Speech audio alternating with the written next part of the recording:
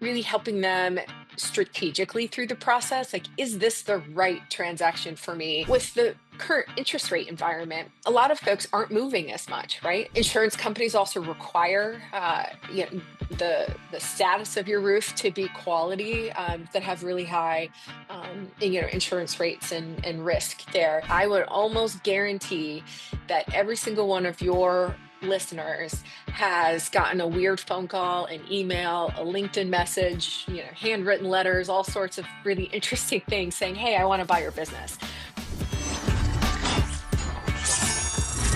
All right, guys, today I have a very special treat for you. This podcast is perfect for anyone who is even thinking about potentially selling their business. I have a true expert on the show today. Dina, welcome to the show. Thank you for being here. Thank you for having me. I'm excited to be here. Absolutely. Dina, let's start with your story. What Mhm. inspired you to start Align Business Advisory Services, and what's your background prior to it? So, like, what's your background in general, and then guide us through all the way to starting these services. Sure. So, I started my career a million years ago. Actually, accounting is where my technical focus started. I was in college and I had read that Warren Buffett said accounting was the language of business. So I said, okay, well, if I can speak the language, there's something for me there. And I was very fortunate right out of school. To go work for Arthur Anderson, in doing transaction advisory services. So essentially, I was helping buyers look through the books of companies that they were looking to acquire. Uh, so I've been doing M&A since I was 22, and but always on the buyer's side of the desk, helping them set their strategy, help them figure out whether the dollars and cents made sense, what value was, et cetera. And over all those years working for investors and acquirers, I what I saw was most of the business owners, the founders and the owner operators of the businesses that we were trying to acquire at the time, they were often not represented. They would have sometimes a good lawyer or a good CPA, but they Mhm. never had someone really helping them strategically through the process. Like, is this the right transaction for me? What do I need? Not just economically, but personally out of a deal. And so what I saw was a lot of owners and operators were really frustrated. It's their life's work. They spent, so many years and made a ton of sacrifices to kind of get the business to where they were. And then they go through this liquidity transition and are frustrated by it. And so, like anything, I saw that there was an opportunity to do it differently. Your enterprise businesses, your businesses that are 500 million or more, those have tons of advisory services available to them, right? Similarly, your really small kind of main street small business. So think a restaurant, your local dry cleaner, just individual, usually sole proprietorships. There's a lot of advisory services for that cohort of business. But what I saw was in the middle there was really a void. There just aren't enough advisory firms focused on these types of businesses. And then I also saw, as I mentioned, working for buyers, I saw how much money and how much focus was now shifting towards this cohort of businesses. And so you've got a lot of demand. And when it comes to the supply of businesses, uh, they were unguided, and so it was a mismatch. And so I saw an opportunity and kind of jumped out, and it was me, my computer, and my kitchen counter. But now we have, over 20 professionals across the country, working with founder and family-owned businesses. Love it. So, Align made the 2024 Inc. 5000 list of fastest growing companies. How did you do it? What's been the driving explosive growth like behind it? Yeah, I think it's two things. One is our service focus. So service is one of our core values. And what I mean by that is, because there are so few advisory firms serving these types of businesses, the service they do get from others tends to be pretty. nominal. They usually get a junior resource or maybe one or two people to help, with what is the biggest transition an owner is going to have in their business and professional life. And so to me, that just seems really misguided. So, when an owner wants help and enlists the help of an advisor, they want the A team. They want folks who have the technical capability and have been around the block and done a lot of deals. And so the way we put it is we bring Wall Street to Main Street. So all of our team members are all uh, have come from all major, what I call bulge bracket organizations. So like I came from Arthur Anderson and Ernst and Young. We have colleagues of mine who came from J.P. Morgan and Stifel and some really um, uh, large scale organizations in this sector. So we're bringing that expertise down market. And so by virtue of that, that high level of service has been really a key catalyst to our growth. Clients really love the attention that they get and the high level of service. I think you couple that with the market is really booming right now for M&A in these size of businesses. Businesses that have revenue anywhere from 5 to 10 million a year up to 250, 300 million a year. Over the last, call it 18 years, give or take, since the 2008, 2009 recession, lower middle market mergers and acquisitions has been on a huge hockey stick growth. What investors and acquirers realize, hey, it's easier for me to acquire and create scale with smaller businesses than going out and buying a $1 billion business, that will maybe grow 4 or 5% a year. If I can go buy 20 smaller and pull them together to create a bigger business, I can cover more ground and I can, increase the growth of the business that much faster. And so, what you saw over the last, like I said, 16 to almost 20 years now, is all this money is shifting and coming in and chasing after all these businesses. I would almost guarantee that every single one of your listeners has gotten a weird phone call, an email, a LinkedIn message, handwritten letters, all sorts of really interesting things saying, "Hey, I want to buy your business." That's what I mean by there's just been all this money now that has shifted with the strategy of investing in these smaller businesses. So the two of those things really merging together has been a catalyst for our growth. There's this tremendous amount of demand out of the market for these businesses.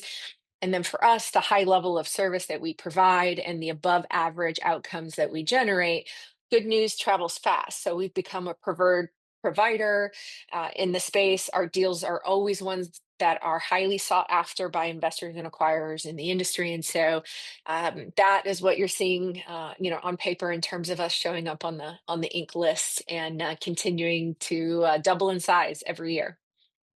Let's talk about roofing. Why roofing? Why not? Why this niche became Yeah. such a hot commodity? Yeah. So in this strategy of buying smaller businesses, it's often referred to as a buy and build strategy. So think about a house, right? An investor and acquirer is going to buy one business, which is your concrete foundation of the house, and that's usually a slightly larger business that has a little bit of scale to it. And then what they do is they go buy the other 20, 25 businesses. And those businesses are the other floors of the house, the walls, the roof, and essentially you're building a bigger house, but all on that concrete foundation.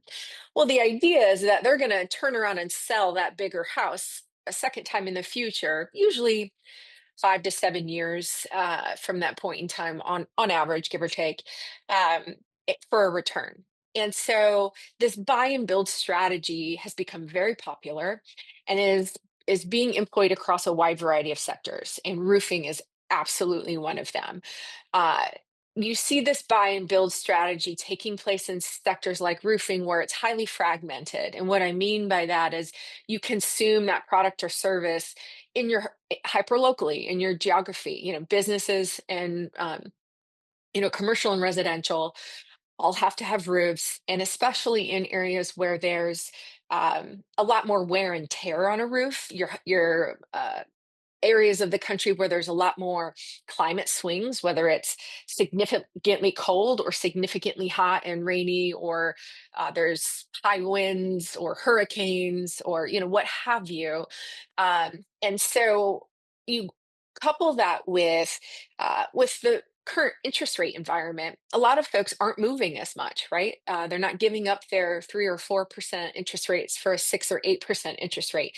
So by virtue of that, people are staying in their homes longer and they're investing in their homes, and so they're improving their home, putting a new roof on, fixing up the bathroom or the kitchen, or just kind of recycling through things. So then if and when the market starts to stabilize from a real estate perspective, they're either positioned well to sell, or they're just happy living where they are because they've upgraded everything. You also have your next generation, your kind of millennial, and Gen Zs coming in as new homeowners. They're currently renting right now with interest rates being high, and home ownership, and the cost of homes being expensive. But that is actually where you're going to see a good lift in commercial roofing opportunities. All these multifamily properties that have bubbled up across the country, especially in densely populated geographies like here in Florida, Texas, the Midwest, even, where people are building up versus building out, and addressing that demographic of folks who aren't quite yet homeowners, but in the meantime want to have, all the amenities that come with that. And so, same thing, you're going to have obsolescence as those properties continue to age. They're going to need that repair and maintenance and replacement. And so that's what investors are really banking on. And so roofing, what we call home services broadly, but it's also commercial. I shouldn't just say home. It's residential, commercial, and industrial. It's that type of obsolescence idea. They're investing in the ongoing future demand for, you got to fix a hole, you got to fix a leak, you got to get a new roof. It cycles through in a fairly predetermined time period, depending on how old any of these structures might be. And so that cash flow is what acquirers and investors are really interested in grabbing onto. And so there's been quite a bit of investment happening in roofing. I would call it white hot right now, and I think it will continue to be for the next few years. Do investors consider roofing investment as recession proof? I think they look at it as recession resistant. I was nothing's ever recession proof, but when it comes to the repair and replacement component of a roof, that is more recession resistant. So what they're looking at there is that obsolescence, right? And it's not something that a business or an individual can kick the can on. It's not discretionary. If there's a hole in your roof, a big storm comes through, and all of a sudden you got water pouring through your ceiling, you have to get that fixed. It's not something that can be left. It's emergent, right? You can only tarp something for so long. Insurance companies also require the status of your roof to be quality, for coverage purposes, especially in states like Florida and others that have really high insurance rates and risk there. So that component, it's not discretionary. So that's where it's recession resistant. The new home or new building or new construction, whether that's commercial, industrial, or residential, that's more cyclical. So investors aren't as interested in those. However, they're not naive to the fact that one usually comes with the other. If you're the roofer who puts the roof on of the new building, you're traditionally the one they call when it comes time to either fix issues, repair, maintenance, and replace over the years. So it's not their first preference, because obviously new construction is far more cyclical and tied to macroeconomics. And so, but the two kind of augment one another, and the repair and replacement tends to offset some of the cyclicality that you would see in new construction. Do you see that perception is changing or already changed about roofers, blue collar workers in general, from investors' perspective? Yes, and there was a great Wall Street Journal article about, I think it was HVAC millionaires. They were kind of focused on that, but you can really extrapolate that across all blue collar trades, because they're all trading in a similar fashion as HVAC. But what and I think the pandemic really put a spotlight on these sectors, the essential businesses as they called them during the pandemic, right? You're like, yeah, the stuff that makes the world go round, the things you have to have all the time, that was such a case study. Like the world literally had to stop. Like we were told to go stand in place, go in your house, don't come out, like stay where you are. But these folks all the next day got up and went to work. Nothing changed. Like it's all the things you have to have. As I mentioned earlier, it's not discretionary. And shelter is a core human need, right? It's food, water, and shelter. And so roofing in particular, like you were saying, is there's it's not discretionary. And so by virtue of that, investors have looked at it and gone, huh, the relating cash flow there um, is so much more valuable than the things that are, I think traditionally they used to look at for M&A, your fancy technology or your apps that do things. Those are more discretionary, but maybe they look prettier. But I think what they saw was like, no, no, no, the cash flow and the margins in the trade businesses are so much more robust. And then also it's an industry that has just kind of come into the technology age. It's an industry that can really be margins can expand and a business can scale and grow with a little bit of technology investment. Most trade businesses are, when they're smaller, they start paper based and just kind of basic in what they do. And then as they grow and scale, they start putting in, a CRM system, a dispatch system, all sorts of things that just start to make them more efficient, but it also makes them more profitable. So investors are thinking, well, gosh, of those 25 businesses that I go to acquire, if I can just implement some basic technology to help them all run more efficiently, my margins are going to expand pretty drastically. As an individual business owner, the idea of implementing some of that technology on your own is a little daunting. Some owners just don't want to mess with it. They like how their world is working, and that's okay. But it's an opportunity. So investors know that. The trades are one of those industries where I think investors are like, I can put some really simple business tools and investments in and get a quick ROI. A lot of trade businesses don't market that much. They don't need to. People are calling them, you know, because if something breaks, you got to get it fixed and you don't care. You just need someone there to come and do it. And so again, a little bit of marketing, digital marketing, content creation, juicing that even just a smidge helps these trade businesses grow pretty demonstrably. And owners before didn't do that because they didn't need to, and they're like, why waste that money? My phone's ringing all day every day. I can barely keep up with everyone who's calling me, so life is good. So it's all these characteristics that have really highlighted to investors that the trades are where it's at. And so I will tell you, out of all of our deal flow, and we're bumping up on almost 3 billion in transaction volume, you know uh, a very large percent of that, almost I'd say 40 to maybe almost 50% is in industrials, in trade businesses, specific for that. So there's been a real pivot by the investment community to look at that and see it for what it is. So it's a real opportunity, for contractors. So you've seen a lot of case studies in other trades like HVAC, electricians, plumbing companies. Can you describe what's in store for roofing companies? Like, where is all going? Are we going to be seeing publicly traded roofing companies on Wall Street? Is that where we're heading? Like, what's the future looks like? Because we're early on, and we don't know like what's been done already in the similar trades. Yeah, I think that's a great question. So we'll look at what happened in heating and air conditioning. There were, maybe 10, 12 years ago, 5 or 6 groups out there buying heating and air conditioning companies. Not a lot, just a handful. And those now, all of those platforms have gone on to grow into national companies. And so, for example, there's one by the name of Turnpoint Services.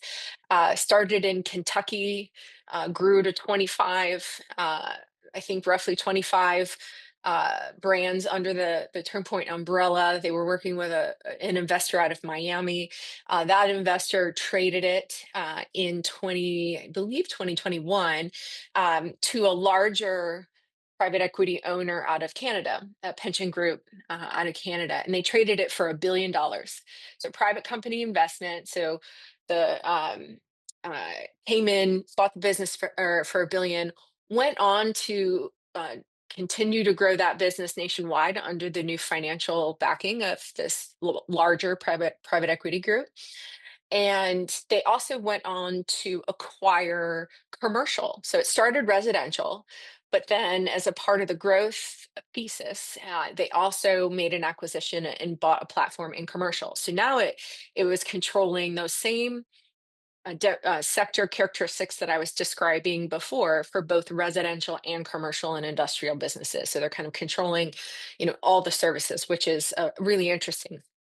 And so both of those continue to grow on a national basis, and that organization recapitalized their investment in that portfolio of companies with a very large and well-known investor for 3 billion. So this all took place within a roughly 6-year time frame.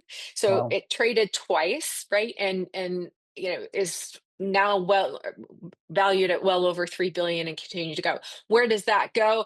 It will continue to trade up market to larger PE and private investment funds, or it'll go public. So, long answer to your question, but yes, I think that you're going to see publicly traded home services, whether it's specific to roofing, or it's going to be a portfolio of varying types of home and commercial and industrial services remains to be seen.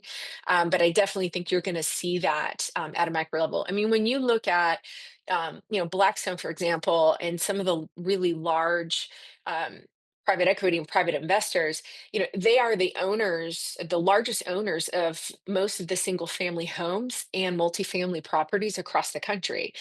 So it would only make sense that their investment thesis is going to take them down a path where they're going to own a portfolio of service providers to all of those assets that they own from a real estate perspective. So, it's them diversifying their portfolios. It's them capitating all of that revenue. So they all continue to trade up. And that's really the opportunity and what that Wall Street Journal article was getting at. It's like each time these businesses trade, exchange hands, one investment fund sells it to a larger version of themselves, and then that larger fund sells it to a larger version of themselves. And I compare it to rungs on a ladder. As it goes up the ladder, everyone who's a shareholder in that business um, benefits, right? You get a liquidity event every single time that happens. And so for contractors who join these platforms and portfolios, they stay on that cap table.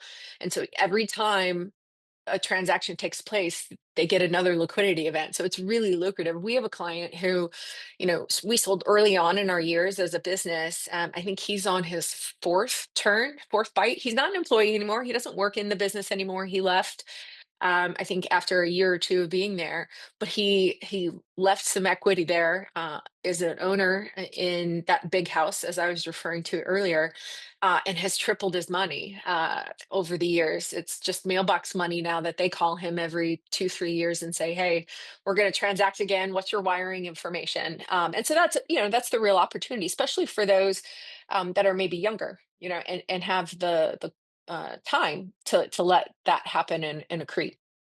Love it.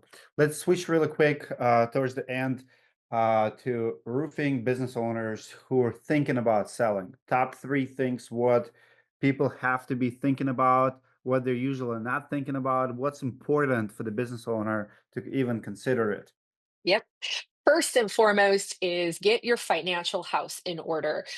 It's every contractor's least favorite thing, but you've got to get your financial statements, you know, up to snuff.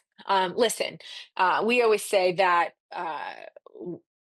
no one's here to judge. You run a small business.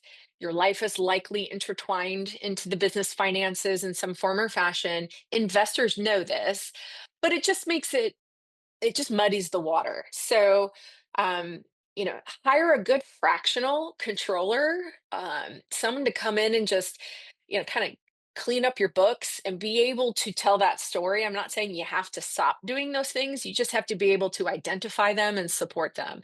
And so, there's some really great fractional controller organizations out there. So it's not a big dollars and cents investment. Someone just comes in once a month and gets your books clean. That hygiene is huge. It adds zeros to enterprise value at the end. If you were to ask me what's the number one thing that goes wrong in a deal, it's because the financials are messy. The business owner thinks that he makes X amount of money, but once the accountants get in there, it's really only Y. So then it turns into a retrade because there's a gap between the two. If you can get your financials cleaned up, it removes that noise. Second would be who's on your team. So a lot of the time, we as business owners are at the helm, and we still kind of do it all. We hold the key relationships. We manage the day to day. We're just kind of everything sits in our head, and so if the world still sits with you as an owner. That's a risk to investors and acquirers because if something were to happen to you, then there's risk that the business will go backwards because you hold all the key relationships or you don't have any management in place and you're calling all the shots. So make sure you've got a good right and left arm in your business. So if you don't have that, hire it or promote it from within. And again, there's some really good fractional HR resources. If that is daunting, to you as an owner, look to someone to help you put that human capital plan in place, but make sure you've got at least one or two good managers that, if you hit the lottery tomorrow and wanted to walk away from the business would keep running because it's not solely dependent on you. The third thing I would say is, and this is more for our commercial and industrial folks, but customer concentration. What we see a lot of the time is contractors have done work for a business for years. Oh my gosh, we have done, roofs for them, especially for home builders as an example, or developers. Oh my gosh, we've been doing stuff for them for 20 years. um, that's great. But if they comprise more than 25% of your revenue, so if you make, 50 million in a year and you know, one customer comprises 25% or more of that, that's risky to an investor or acquirer. Because why? Well, if they don't like the change or something happens, that's 25 of the percent of the business that could go away overnight potentially. And so they like a far more diversified customer base. So for our commercial industrial folks out there, no one customer should be more than 25% of your total revenue. If they are, beef up your sales and marketing and get out there and get that mix down a little bit because that's another area that we often see be a real challenge, especially if you're in facility management and you're doing roof patches for property management companies and you got all your eggs with two or three property management companies. That's going to be viewed as concentration. So make sure you have diversified number of properties, make sure you have a diversified markets, make sure you have diversified customers. So then investors won't devalue you because there's risk attached to your customer. So those are the three that are the top things that we see in every deal. Thank you for that. Uh, how important is brand reputation and brand awareness, like branding in general? For sure. Google reviews are huge. You want to have positive um, online web presence. And there's some great tools out there for contractors who don't know how to manage that. But brand positive brand recognition in your local market is key. You want to have good reviews, good word of mouth, and a good track record. And brand is what I call an intangible. I would say if they see your trucks around town, if they see you on, your ads around, if they see your name on the little league field, if they just feel your brand in the area, it's stickier. People will, when they have an issue, that's who they will tend to call. And so that really does add value, certainly, to a transaction. So there's a lot of brand equity there for sure. But I would say the number one place to start is look at, your Google reviews and make sure that your reviews on all the varying digital content forums are positive. Love it. How long does a typical roofing company deal take from first conversation to closing the deal? Great question. So back to those preparation items, it all depends on how well prepared a company is for an exit. But for sake of conversation, we'll assume today that everybody's prepped and ready. The process in roofing takes anywhere from 4 to 6 months. Um, and the varying couple of months in that just depends on size. If it's a larger transaction, it might take a little bit more time because there are banks and lenders involved. So there's an underwriting process that has to happen, and sometimes that can take a little time. And due diligence takes a little extra time if it's bigger because there's just more things that you have to comb through and look at. But on average, from soup to nuts, I think any owner could look at a 4 to 6 month process. It's not. It's not a 12, or some folks think it's 1 or 2 years. It's not that long, but it's also not overnight. So if folks, are interested in exploring this, you got to start early. And so work backwards as far as what your personal timeline is. If you're an older owner and you're like, gosh, I really want to hang up these sneakers soon, well, then you got to get started, early. And it's never too soon to start. We love having conversations with organizations years before they're considering an exit because we can help them just really identify what the end can look like. And so then they have almost like a map that they can follow to say, okay, well, if this is what I want it to look like for me, at the time I want to um, exit or go through a liquidity event, then I need to do, these 10 things. Or sometimes they're surprised, like, oh gosh, I'm actually far more prepared and the market seems ready. I should probably, look for this. So it never hurts to reach out to organizations like ours just to have those exploratory conversations and see where you sit. What financial metrics buyers look the most at? Like, what's Yeah. the number one number? The number one number is EBITDA. So it's EBITDA, Mhm. earnings before interest, taxes, depreciation, and amortization. We have it on a hat here because it's the basis for which everything is done. And essentially, what that is, it's adjusted net income for those who may or may not know what that definition is. But it's a proxy for the cash flow of the business, and so that is first and foremost, because not every dollar is the same. So if a company makes $50 million in a year, but they have to spend 48 of them to generate that 50, well then, those couple of million aren't worth as much, right? Because that's a really low EBITDA margin. That's a really low margin on that's a lot of effort you have to put in to make a return. So what most investors are looking for is at least at a minimum of 15% EBITDA margin. Um, you know, a lot of contractors though, because overhead, especially when you think about back office and dispatch and things can eat away at that. So 10 to 15% is where investors want to see folks shake out to start, knowing that there's going to be a lot of synergistic improvement down the line. So EBITDA first and foremost. And if anyone out there doesn't know what that is, just give me a call. I'll happily give them a tutorial. What kind of evaluation do you see right now? What kind of multiples roofing companies getting right now? I know it's changing as Yeah. more players coming in, but right now, what's the going rate, if you will? They're really strong. We just transacted one a few months ago that traded at 13 and a half times earnings. And it'll vary. Like, as I mentioned, if they are the roofing companies that are more new construction focused, those are going to trade for lower multiples, probably more in your 6 to maybe 5 to 7, I should say, like 6x range, because of the cyclicality, because of it being tied to new construction and not so much replacement and maintenance. Those that are more just replacement and maintenance, those are trading for in many cases, double-digit multiples. But again, it just really depends on all of those factors I meant earlier. I said earlier, like, what do the financials look like? What kind of management is there? Is there customer concentration? Those three things will really shift where a business sits on that Gantt chart of value. But as of right now, roofing multiples are crazy strong. There's a ton of demand. There's a ton of buyers out there. I probably get 3, 4 calls a day from groups looking for roofing.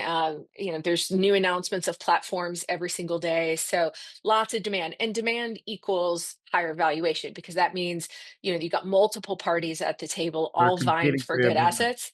That's right. That's right. Supply and demand, right? So, and that's my number one piece of advice to folks. You're getting all those phone calls out there, and don't take one-off conversations. Go through a strategic process. Use that competitive advantage, for yourself. Because if you're just talking to one group directly and they know they're the only ones at the table, even if even if they think there might be a couple others, there's not as much pressure. They're not going to sharpen their pencil and come with their best price or terms. They know that they're kind of in the driver's seat. But if they know they're a part of a competitive process, one that's being led by an advisor, they know they're one of many. So they got to sit up straight. They got to bring their best terms. They got to bring their best offers, and bring their A game. And that's what any owner should want in a transaction.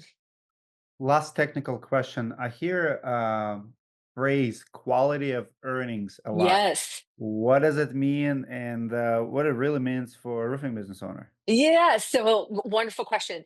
Back to that, get your financial house in order. The reason for that is that a buyer, when they do due diligence, will perform a quality of earnings. And what that means is they're going to check to make sure your numbers are what you say they are. So if an owner says, I make $50 million a year and $15 million in EBITDA profit, the buyer is going to say, wonderful, I love to hear that. But I got to check under the hood and make sure that that's real, that there isn't anything inflated in there, that you're accounting for things correctly, so that when I when I buy this business, those financial results will continue on into the future. So that's where they'll dig into the numbers. They look at all your transaction data. They tick and tie every last thing. And where we see the biggest hang up, especially in roofing, is what's known as percentage of completion. If you're halfway through a job, now most roofing jobs, at least residentially, don't take a lot of time. It's a matter of days. So your percentage of completion catches up with itself, or your work in process, however you refer to it internally, catches up to itself, within a matter of days usually. But for your larger scale projects, your commercial and industrial, those are going to take a significant amount of time, right? And so how you account for that work in process and how your financials are reflected and how the profit is reported is the number one area we see a quality of earnings go sideways. Oftentimes, owners think they're doing a percentage of completion, but it's not quite being done to the true national accounting standards. And that's that difference I was referring to earlier between what an owner thinks their profit is and what the profit actually is when you do it correctly. So again, having an accountant come in and do it. We also recommend for entities that are looking to sell to do your own sell side quality of earnings. That's something we do with our clients. So we work alongside our CPA partners and get that done. And then we present that to the buying community so that there's no question, there's no haggling. So then it's really easy for the buyer's accounting team to just look at that report and say, yep, okay, this makes sense. I agree, and you move on versus finding something there. The quality of earnings is the number one place where deals fall apart. I see it every day. We just had an exteriors client 3 weeks ago, and their numbers fell out in Q of E, and then the buyers wanted to retrade it, and the owners were furious, which I empathize with, but their accountant didn't account for it the right way. So it's a tough place to be, especially when you get emotionally tied up into your deal and then it falls apart because of something as silly as debits and credits. That's what a quality of earnings is. It's essentially an audit of your numbers. And so that's why you want to make sure your numbers are sparkly clean. Absolutely. I can talk to you for hours, but our I time is know. guys, comment below if you would like part two. What questions do you have for Dina? I read all of my comments. Dina probably will be checking them as well. And if we get a lot of questions, we'll do another part two Perfect. podcast on this topic, hot topic in the roofing industry. Dina, how people can find you? What's the best way to contact you? Yeah, you can find me on LinkedIn. I'm very responsive there. Our website is alignba.com. You can reach out to me there, or you can just shoot me a note. My email is just djalbert at alignba.com, and I'll get back to you quickly. Happy to help in with any questions or anything anyone needs. Love it. Guys, we'll put Dina's information in description as well in a top comment. Thank you for being here. I'll see you in the next video.